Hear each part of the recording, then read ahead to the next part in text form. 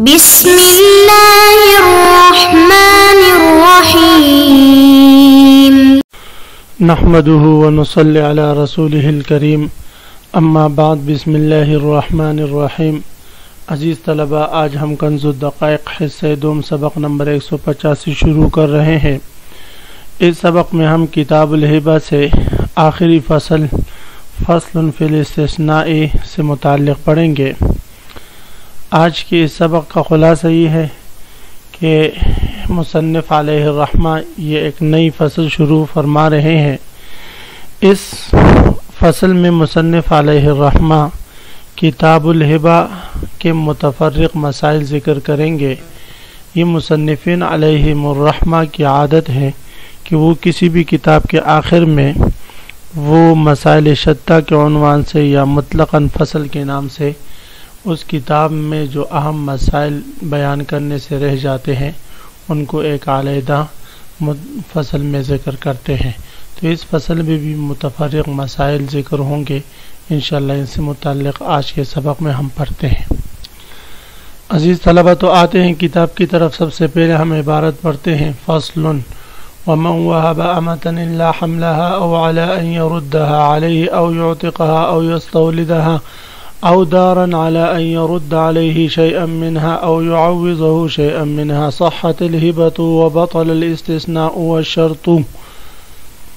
اس عبارت میں مصنف علیہ الرحمہ یہ مسئلہ بیان فرما رہے ہیں کہ اگر کوئی شخص کسی کو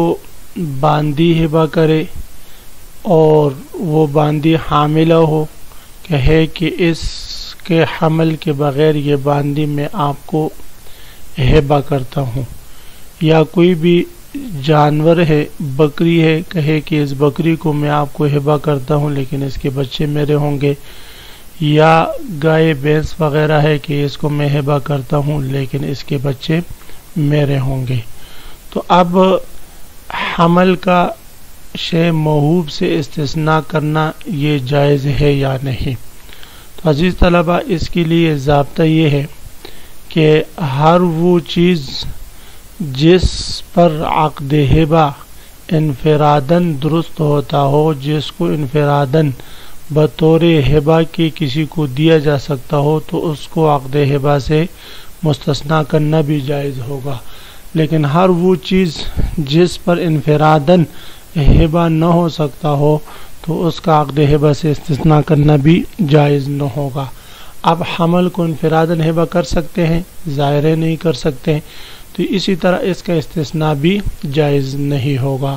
تو فرماتے وَمَنْ وَهَبَ أَمَةً إِلَّا حَمْلَهَا، اگر کوئی شخص باندی کو ہبہ کرے مگر اس کے حمل کی استثناء کرے کہ حمل اس سے مستثنیٰ ہوگا، او علی ان یردها علیہ، یا اس باندی کو ہبہ کرے اس شرط پر کہ ان یردها علیہ، کہ موہوب لہو اس موہوبہ باندی کو واپس واہب کی طرف لوٹائے گا، کچھ عرصہ بعد اس کو واپس کرے گا۔ تو یاد رکھیں عزیز طلبہ، اس پہلے میں الا حملہ میں استثناء کا ذکر تھا اور اس میں شرط کا ذکر ہے۔ تو یاد رکھیں کہ ہر ایسا شرط جو مقتضائے عقد کے خلاف ہو تو اس شرط کو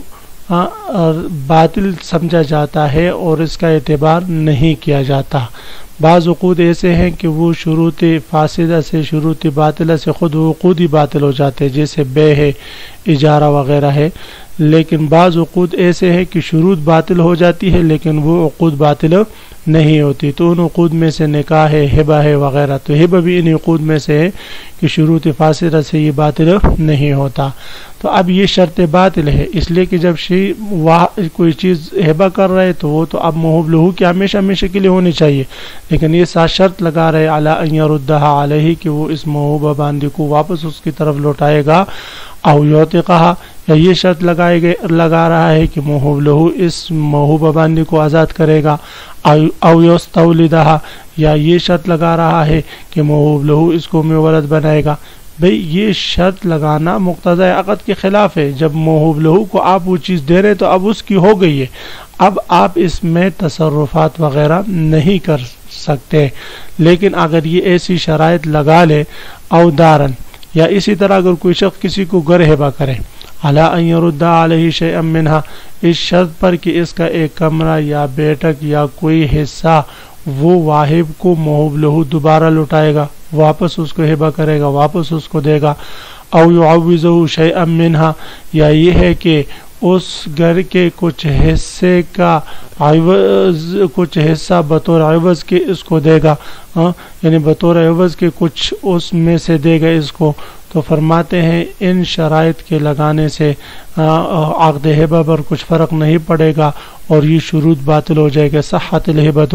ہبہ درست ہو جائے گی۔ وبطل الاستثناء، پہلی صورت میں الا حملہ میں استثناء باطل ہو جائے گا۔ وشرط، اور ما بقی بعد والی صورتوں میں جو شرط لگائی ہے یہ شروط سب کے سب باطل ہو جائے گی۔ اس لیے بھئی باطل ہو جائے گی کہ بعض شروط تو وہ مجہول ہے اور بعض جو ہے وہ اسی کا حصہ ہے، تو اس لیے فرماتے ہیں کہ یہ شرطیں ساری باطل ہو جاتی ہے۔ اور ہبہ جو ہے جیسے کہ حاشم بھی لکھے کہ والہبۃ لا تبطل بالشروط الفاسدہ، ہبہ شروط فاسدہ سے باطل نہیں ہوتا۔ تو علامہ حموی رحمہ اللہ تعالیٰ فرماتے ہیں ان تمام صورتوں میں ہبہ باطل ہو جائے گا اور ہبہ درست ہو جائے گا اور یہ شروط جو ہے یہ سب کے سب باطل ہو جائے گی۔ شرط فی سائر سور، اور شرط جو ہے وہ تمام صورتوں میں باطل ہو جائے گی۔ جتنی صورتیں بیان ہوئی، یعنی باندی واپس لوٹانے کی شرط لگائی، یا آزاد کرنے کی شرط، یا ام ولد بنانے کی شرط، یا گر ہبہ کیا اور اس میں سے کچھ واپس لوٹانے کی یا کچھ بطور عوض دینے کی، تو یہ جو تمام شروط ہیں یہ سب کے سب باطل ہو جائے گی۔ ومن قال لمدیونہ اذا جاء غد فهو لک، اس عبارت میں یہ مسئلہ بیان ہو رہا ہے کہ کوئی شخص کسی کو یہ کہے جو اس کا مدیون ہے، مثلا زید کا عمر پر 1,00,000 روپے قرض ہے، زید عمر سے کہتا ہے اذا جاء غد فهو لک، جب کل کا دن آئے تو وہ 1,00,000 روپے تیرے ہو گئے، میں نے تجھے دے دیے، کل کے دن تو اس کا مالک ہو جائے گا۔ اون تبری امن ہو جائے، یہ کہے کل جیسے 14 اگست آئے گا یا عید کا دن آئے گا تو اس 1,00,000 روپے سے بری ہے۔ او ان ادیت الی نصفہ فلک نصفہ، یا کل تک تو یا جب بھی تو مجھے اس دین میں سے 1,00,000 میں سے نصف 50,000 دے گا تو 50,000 تیرے ہو جائیں گے۔ او انت بری من النصف، یا یہ ہے کہ جب تو مجھے 50,000 دے گا تو نصف سے تو ما بقی نصف سے تو بری ہو جائے گا۔ فہو باطل، تو فرماتے ہیں یہ تملیکات اور یہ براءت جو ہے یہ باطل ہے۔ عزیز طلبہ، یہ کیوں باطل ہے؟ اس سے پہلے آپ حضرات یہ سمجھے کہ جو معاملات ایسے ہوں جو از قبیلی اسقاطات نہ ہوں بلکہ از قبیلی تملیکات ہوں، یا من وجہ تملیک ہو اور من وجہ اسقاط ہو، ان میں تعلیقات جو ہے وہ درست نہیں ہوتا۔ اب یہاں پر دیکھیں یہ دین سے اس کو بری کر رہا ہے، تو دین سے بری کرنا یہ من وجہ اسقاط اور من وجہ تملیک بھی ہے، اس کو گویا اس دین کا مالک بنا رہے، مدیون کو اس دین کا مالک بنایا جا رہا ہے، تو یہ من وجہ تملیک اور من وجہ اسقاط ہے۔ اور تو ایسے معاملات جو محض تملیکات ہو یا من وجہ تملیک اور من وجہ کیا ہو بھئی اسقاط ہو، تو ان کو کسی شرط کے ساتھ معلق کرنا یہ جائز نہیں ہوتا، بلکہ اس میں فوری فیصلہ کرنا ضروری ہوتا ہے۔ ہاں وہ معاملات جو از قبیل اسقاطات کے ہوں، مثلا مل کے نکاح ہے تو اگر کوئی شخص طلاق کے ذریعے اس کو ساقط کرنا چاہتا ہے، یا اسی طرح مل کے رقبہ کوئی شخص اس کو تحریر کے ذریعے ساقط کرنا چاہتا ہے، تو یہ ایسے معاملات جو محض اسقاطات ہے۔ تو اگر کوئی شخص کہے اذا جاء غد فانت حر یا فانت طالق، یا ان دخلت الدار فانت طالق یا فانت حر،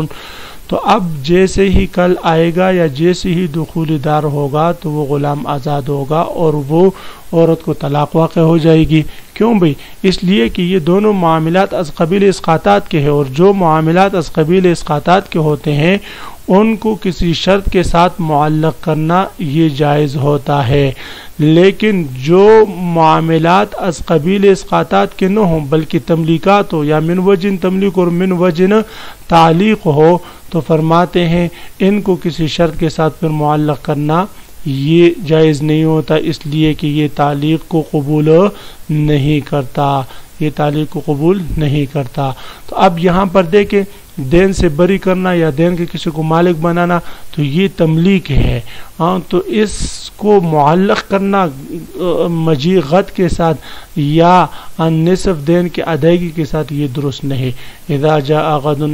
اگر کوئی شخص مدیون سے کہے اذا جاء غد، جب کل کا دن آئے فهو لك، تو دین تیرا ہو جائے گا، تو دین کا مالک ہوگا، وانت بریء منه، یا تو دین سے بری ہو جائے گا، او ان ادیت الی نصفه، یا اگر تو میرے دین میں سے نصف مجھے دے دے فلک نصفه، تو دوسرے نصف کا تو مالک ہو جائے گا، وانت بریء من النصف الباقی، یا ما باقی نصف سے تو بری ہو جائے گا، فهو باطل۔ تو یہ جو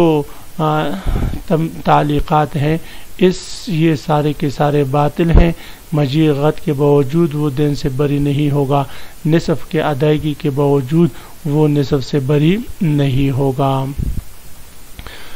تو عزیز طلبہ، اسی مسئلے کے ساتھ آج کے سبق کا اختتام ہوا۔ آج کے سبق کا خلاصہ یہ ہوا کہ ہم نے ایک نئی فصل جس میں مصنف علیہ الرحمہ نے کتاب الہبہ کے متفرق مسائل ذکر کیے ہیں، ان میں سے ہم نے استثناء اور ہبہ میں خلاف عقد شرط لگانے سے متعلق پڑھا، اور اس کے بعد ہم نے تعلیق کی چند صورتیں پڑھی اور اس کی تفصیل پڑھی۔ کل عزیز طلبہ میں آپ حضرات سے پوچھوں گا کہ اگر زید کا عمر پر 2 لاکھ روپے قرض ہے اور زید عمر سے کہتا ہے جیسے ہی عید الفطر کا دن ہوگا، یعنی آج اگر عید الفطر کا چاند نظر آیا شام کو تو تجھے 2 لاکھ روپے معاف، تو اس سے بری ہے، تو یہ براءت کا اعلان اور یہ براءت کو معلق کرنا رؤیت ہلال پر یہ جائز ہے یا نہیں، آپ نے اس کا جواب دینا ہے۔ اللہ ہم سب کا حامی و ناصر، آمین، وآخر دعوانا ان الحمدللہ رب العالمین۔